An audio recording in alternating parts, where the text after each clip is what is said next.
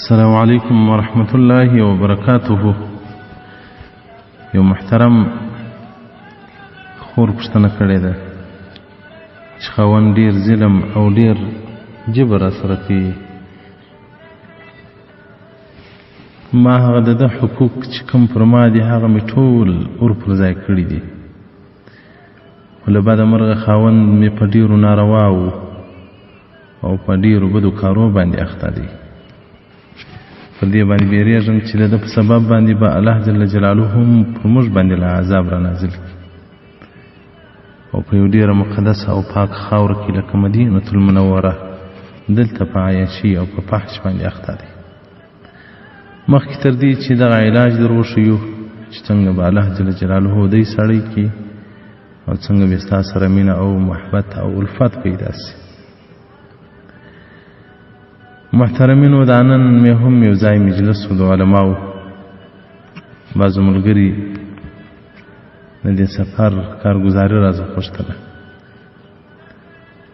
مال د هغه پښتنو پر حال باندې مې ډېر زړه درد کوي چې په مدینة المنوره او په مکة المکرمه کې ژوند کوي. په هغه کې بعضې ورونه د الله جل جلاله له دین څخه ډېر لرې پاته وه او د رسول الله صلی الله علیه وسلم د سنتیاتو څخه ډېر لرې پاته وه. په مدینة المنوره کې او یا په مکة المکرمه کې په زنا او په لواطتو باندې مبتلا وه. نو محترمینو، دا دنیا تلونکې ده، پر عربو هم تیریږي، پر امریکایانو هم تیریږي، پر جرمنیانو او پر برطانویانو هم تیریږي.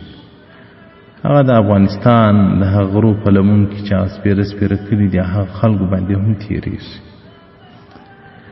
خو نر هغه دی چې د آخرت دپاره یې توشه برابره کړه. دغه اوس زموږ اسراتونه، زموږ عیش، هایه بلډنګان، پاخه پاخه روډونه، ښه ملکونه، دا که نعمت وای او یو کمال که کمال وای الله به د خپل رسول محمد صلی الله علیه وسلم بارک ته ورکړی وای.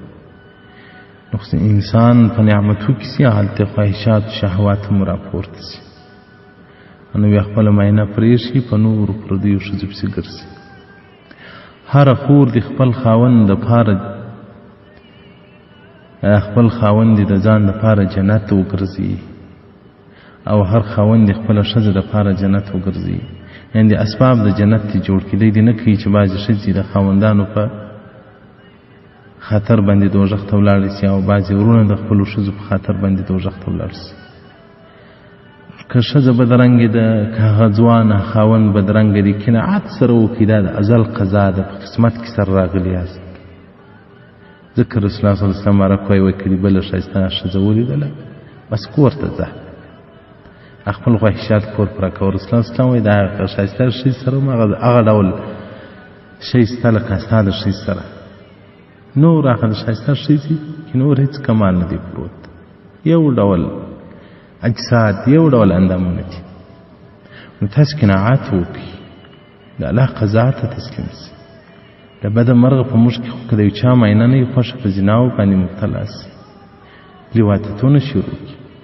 که د یو ښځې خاوند نه وي خوښه هغه په دې نارواو باندې ځان مبتلا کړي د خدای په لحاظ باندې. ښځه دې پر خاوند صبر وکړي، خاوند دې پر ښځه باندې صبر وکړي.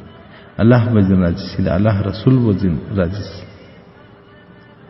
نو دا زموږ د خپل قبر سره جفا ده، د خپل ځان سره مو جفا ده. هغه 5 نه ګزه کفن چې پر انسان باندې وغوړي او هغه تور قبر ته نر او ښځه ورشوه کړي، هلته به بیا زموږ د سر سوري خلاص چې اخ دیوبندي مولوي صاحب څه راته ویل او زه ولې داسې غرق او مست هم د دنیا په مستي کې. دغه پښتانه که ریاړي چلولی یا بیلچاو په لاس کې وایي مزدوري یې کولی، بیا دوی په الکانو پنجونو پسې نه ګرځېدل. نن خو د چا جیب له ډالرو ډک دی، د چا د ریالو څخه ډک دی. نو خود به ځي عیاشي به کوي، څوک په دوبۍ ته د عیاشۍ لپاره ځي، څوک قطر ته ځي، څوک په بل ملک ته ځي، څوک په بل ملک ته ځي.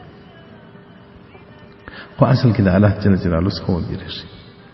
نو دغه محترم خور ته د رسول الله صلی الله علیه و آله وصحبه وسلم یو نبوي نسخه ښایي. انس رضی الله مبارک څخه روایت چې ان رسول الله صلی الله علیه و آله وصحبه وسلم قال، رسول الله صلی الله علیه وسلم مبارک دغه دعا کول: اللهم لا سهل الا ما جعلته سهلا وأنت تجعل الحزن إذا شئت سهلا. نو دغه دعا محترمه کوه. اللهم لا سهل إلا ما جعلته سهلا وأنت تجعل الحزن إذا شئت سهلا.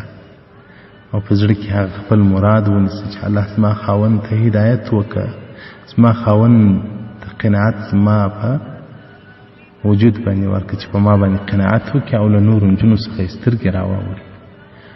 او که د یو خاوند ښځه بې لارې هغه دې دغه دعا وایي. حدیث رقم 389.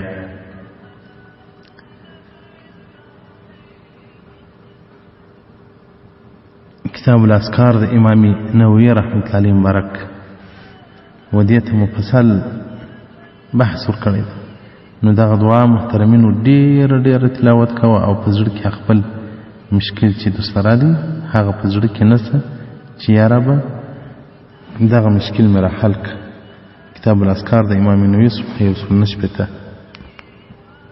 نو انشاءالله الرحمن زه په لیکۍ باندې هم در واستم. والسلام علیکم ورحمة الله وبرکاته.